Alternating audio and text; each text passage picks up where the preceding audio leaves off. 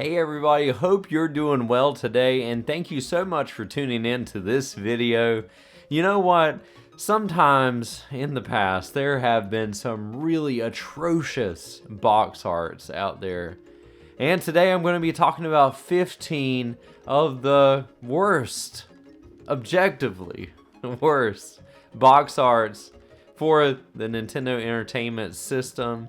We have been spoiled today with box art such as the box art for Final Fantasy VII Remake here. Also, box art from Xenoblade Chronicles X. I mean, look how great that is. And then you've got titles like The Legend of Zelda here, Link's Awakening. It's so wonderful how they put this together. A lot of thought went into it, but it wasn't always this way. In the past, you had titles that were imported from Japan, and they didn't always look quite like that Japanese variant. Let's say they were quite different, bizarre looking, really weird Americanizations of that Japanese box art. Let me know, what is a box art that you've seen before that just had nothing to do with the game and it was really weird looking? So let's go ahead and jump into my 15 worst box arts for the NES. Okay, so starting off things on such a wonderful, funny note here, we have Anticipation. This was the America's first video board game. I mean, look at these people. They look so happy. If I zoom in here, you can see. I mean, I'm not sure if these people were actual friends or what's going on here, but they both got the NES controllers there. Party fun for all ages. And if we look up here, we've got some more of these wonderfully happy people. I mean, look at this guy up here. He is just having a ball. He is ready to play these great games. And it's almost like the director who was taking this picture just said, okay, all right, make your most shocked or silly face. And then they all did it. So I just think it's kind of funny. It's really bad for a box art for a video game to try to sell the game because there's no gameplay on here at all. But it is fun. It is silly.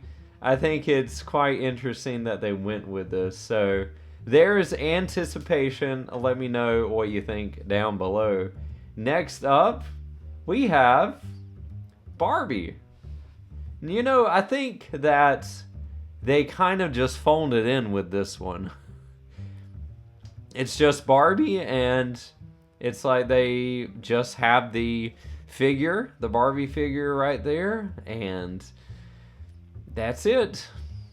Just put on some words there, plug it all in, and you have your box art. There is no kind of illustration with this. It is just really a Barbie doll there. But you do have the Nintendo seal of quality. I've never played this game. I don't know how it was. But this box art, you know, if there's something good about it, I would say that it pretty much stands out with that pink color. So there's Barbie. And this one really surprised me when I was searching through box art covers. 1990, we had this game called Palamedes come out.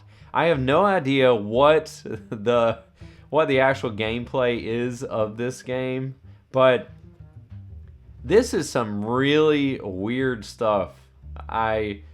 Bizarre doesn't even come close to what this is, what's happening here. So we got this weird character here, kind of a squashed head. He's got his hands on the dice, and then we have these dice up here that have arms and legs, and then some more falling down. So very strange, kind of a fever dream sort of feel with this one.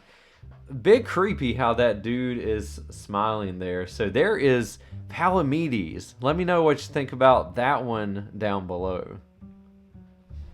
Next we have Time Lord. Time Lord was by Milton Bradley and licensed by Nintendo with the official seal of quality. And you can see here we've got, it's almost like something you would see in an 80s movie.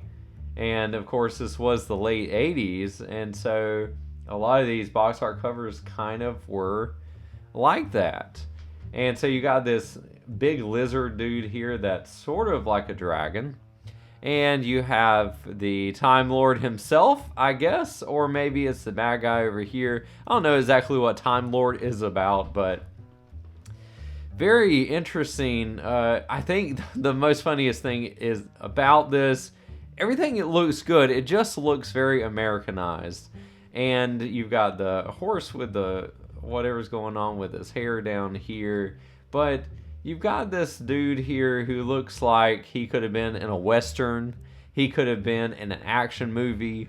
But I definitely don't see him as a medieval character at all. So, you know, you can't win them all. And Time Lord definitely did not win them. Next up, we have Taboo, the Sixth Sense. Now, this one really stands out to me. If you can just bear with me for a moment here with this close-up shot of this sun here. Now, there was a show called Teletubbies, and it had a baby's face in the sun. And you would see that every episode. It was a kid's show, but it really wasn't a great kid's show. Anyways, this sun is like the adult version of that baby face in the sun. And it's kind of weird looking. It looks kind of like it's melted. And a very serious look, but your personalized lucky numbers revealed. What is that talking about? I just don't understand this at all. Taboo, the Sixth Sense. Was this some kind of fortune-telling game? I don't know, but it's really weird looking. Next up, we have a very well-known game compared to the other titles here, but we're talking about Mega Man. So Mega Man, very well-known, very loved game around the world. But what happened to this box art? I mean, this looks like somebody drew and illustrated for Nintendo Power, where they just submitted. You could submit your drawings. Any kids out there, anybody playing could submit their drawings, and this looks like somebody's Nintendo Power submission. I don't know how this passed quality control.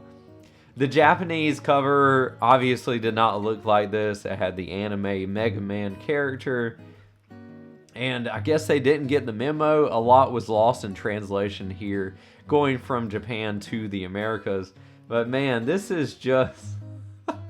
This guy looks like he has 1 megabit memory here. I mean, it's pretty terrible, isn't it? It is notoriously terrible box art. And they didn't just quit with Mega Man 1. Mega Man 2 also looked bad, but I don't have it in today's video, but I'll have to do that for another one in the future. So there's Mega Man. Next up, we have The Last Starfighter. I mean, look at this. The Last Starfighter. I've never heard of this game, but you know this guy has got to be a starfighter. He's got his helmet, he's got his suit there, but he's not wearing a suit. He's got his flannel shirt on. What is going on here? He's looking out into the distance at the stars beyond, but also behind him he has space. So I don't know what The Last Starfighter was about, but it just kind of strikes me funny that he's got normal everyday clothes on, even though this is about an astronaut and a guy going out there and fighting the stars. Next up, we have Gun-Knack, and I thought this was pretty funny because those are carrots. He is fighting carrots and blasting them away in this ship. And I thought that was just really weird and out of place. Other than that, if those carrots would have been something else, it would have been normal. It would have actually been a really good box art. But why carrots? I don't know why you have carrots in this. So, go figure. I don't know. Maybe carrots are in the game somewhere. Please let me know. Next up, we have Freedom Force. And I've never played this game, but it would be cool to have a whole collection of Zapper Gun games back on the Switch or something like that. But I mean, you zoom in here and you see lots of things going on here. We've got bullets. We've got this guy in the background, bad guy, obviously. We got this dude and this woman. He's pointing the gun. There's bullets flying. There's a airplane. There's a lot of things going on here. Very busy looking box art, but I just wanted the faces again. The faces kill me here. I mean, look at that guy's forehead. I don't want to say anything about the dude, but he's got a big forehead here. It looks out of place again. I keep saying that, but it does. They're very serious looking people. Don't mess with that guy or he'll blast you with something from his forehead. Next up, we have another popular game that people love, and I love this game. This is Final Fantasy, and I think this is a really cool box art, but as you zoom in, it starts to get a little weird. So you got an anime aesthetic with the sword and the axe. If you zoom in, you got a Magic Kingdom here, and it's floating, and I don't think there's a floating kingdom in Final Fantasy in the first game. And you've got something going on over here. It almost looks, it reminds me of an AI generated art, but it's not. And somebody thought of this and said, hey, let's do this. I don't know where the characters are. Where's the warrior? Where's the black mage, white mage?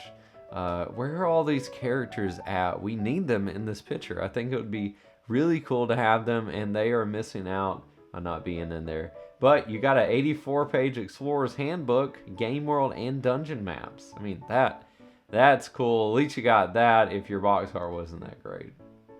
Next up, we have Dragon Warrior 2, getting all the heavy hitters here. But Dragon Warrior 1 actually wasn't that bad, but when you got to Dragon Warrior 2, I mean, look at these characters. They're not anime at all. The anime really wasn't in America, so that's probably why you didn't see it. But they're very masculine looking. They're almost Conan the Barbarian-esque characters. And even the woman looks masculine here. But, I mean, the monsters look cool. But the monsters aren't cute like what they're supposed to be with Dragon Quest, or Dragon Warrior as it was called in the States. And so everything is just off here. It's the exact opposite of what it needs to be. And unfortunately, that's what you ended up with these Japanese releases that were releasing in America. And everything wasn't translating over. It just wasn't happening at that point in time. So there's Dragon Quest 2 with these very masculine looking people. We have Bomberman. We all know cute Bomberman. Look at him. Isn't he so cute? He doesn't look as cute here. Bomberman is he's serious. He has his weapons. He's blowing stuff up. It looks like a comic book, which is really cool. But it's not the cute Bomberman that you find in the games themselves. So there's Bomberman. Cool looking cover, but just doesn't quite match with the gameplay, of course. The Adventures in the Magic Kingdom. Save $5 when you purchase this game. See inside for mail-in refund offer. I need to get my $5. So, made by Capcom. And we have The Adventures in the Magic Kingdom. I don't have any idea what this game is about. I don't have any idea what characters are in it, if Mickey's in it or if it's Donald Duck. This isn't Kingdom Hearts here. You're not seeing what's really happening. This isn't even Mickey's Magical Adventure for the Super Nintendo or Mickey's Quest, whatever it was called. and you just have literally the Magic Kingdom castle. That's it. That's what you have for your game art. And I guess they thought that was all that they needed. A few more covers left here. We've got The Adventures of Bayou Billy. Now, this could be a cool box art if you want it to be, but I think when I look at this, I just see a weird head on a body that doesn't quite match it. You got a guy here, he's got a six-pack of abs, again, like Conan the Barbarian, but his face just doesn't match. His hands are really big. You got some stuff going on back here with the bad dude getting the girl, and you got a big croc. Just real weird, and it doesn't match the character sprites in the game or anything like that. So let me know what you think about Bayou Billy down below. I want to know your thoughts on what this dude here is thinking about. And we have one more box art for today. I've really enjoyed going over this. Now you might think this is a really cool box art. Ryan, why are you putting this up there? I don't know what you're doing. Well, as you zoom in, things start to get a little more interesting. So you got the dragon here, you got this guy. But as you zoom into this dragon, doesn't he just look like he was cut out of a magazine and pasted on this collage style? That's what I'm seeing, and I don't know why they did this when you can see the dragon up here. He's looking a whole lot better. That guy is looking wonderful. And then that knight character with the mace up here, he's looking great. And the background looks wonderful, but this frontal area dragon is just not looking great. He looks copy and pasted. Literally cut and pasted onto this box art.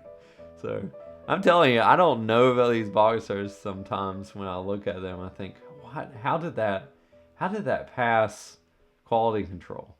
So there it is, everybody. Here are all of the box arts that we looked at. Just kind of go through them real quick. The Last Starfighter is so funny. Time Lord, oh, so weird. So weird. My goodness.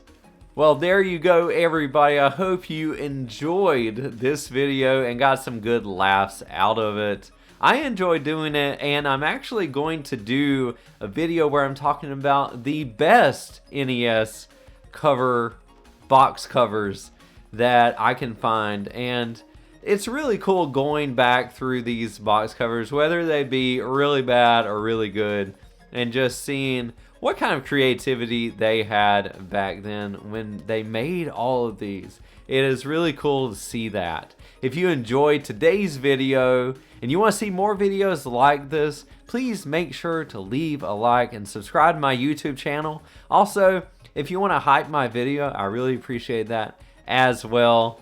Thank you all so much for watching. I appreciate your support. I pray you have a fantastic day. And until next time, go play Anticipation. Look at those faces, those friendly, loving, laughing faces. And have some happy gaming.